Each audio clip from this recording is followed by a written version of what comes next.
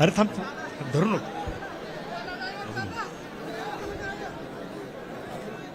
स्वर्गीय संतोषजी देशमुख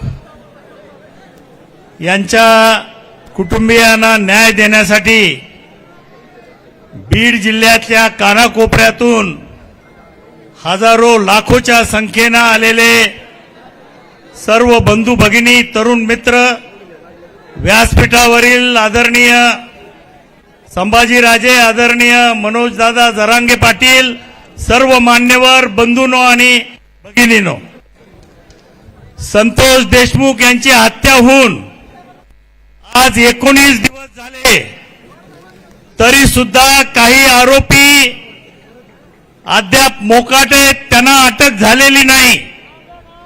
खंडणीतल्या आरोपी वाल्मिक कराड याला सुद्धा अटक झालेली नाही. या निमित्तानं मला एवढंच सांगायचंय की गेल्या 5 वर्षामध्ये 4 वर्ष धनंजय मुंडे या जिल्ह्याचे पालकमंत्री होते. या ठिकाणी पंकजाताईंनी सांगितलं की या धनंजय मुंडेंनी आपलं पालकमंत्री पद भाड्याने दिलं. कोणाला दिलं? वाल्मिक कराडला दिलं.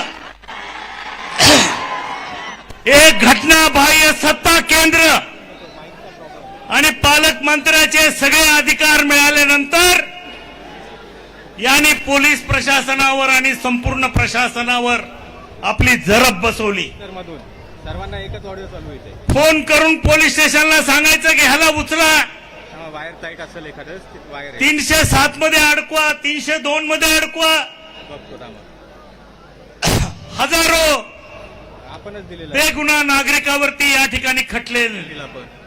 या परळी तालुक्यामध्ये म्हणजे आपण दिला गोदावरी नदीतून सर्वांनी दररोज 300 हायवा ह्या वाळूचा उपसा करतात. कोणाच्या आहेत ह्या हवा?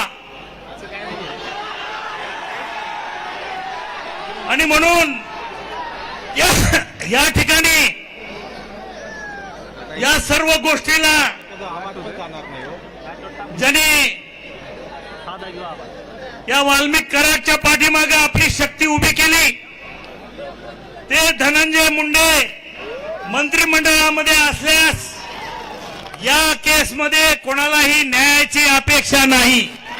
आणि म्हणून या निमित्तानं मी मुख्यमंत्री आणि अजितदादांना विनंती करतो की या केसचा निकाल जोपर्यंत आरोपीला फाशी होत नाही तोपर्यंत त्यांचं मंत्रिपद काढून घ्यावं. एक निपक्षपातीपणे हा तपास झाला पाहिजे ही बीड जिल्ह्यातल्या सर्वसामान्य माणसाची मागणी आहे. आणि मला आपल्याला सगळ्यांनाच विनंती करायची आहे की आजचा मोर्चा हे आपलं पहिलं पाऊल आहे. आणि न्याय जर मिळाला नाही तर याच्यापेक्षा सुद्धा अतिशय कडक आणि मोठं आंदोलन या देशमुख कुटुंबियांना न्याय देण्यासाठी आपल्याला करावं लागणार आहे.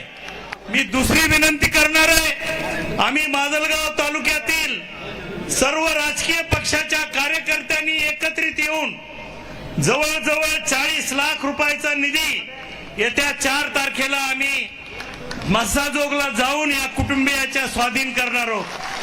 बाकीच्या कार्यकर्त्यांना मला विनंती करायची आहे की 2 छोटी मुलं आहेत, म्हातारे आई वडील आहेत, एक भाऊ आहे, त्या भावाचं कुटुंब आहे. या सगळ्यांना आपल्या आधाराची गरज आहे.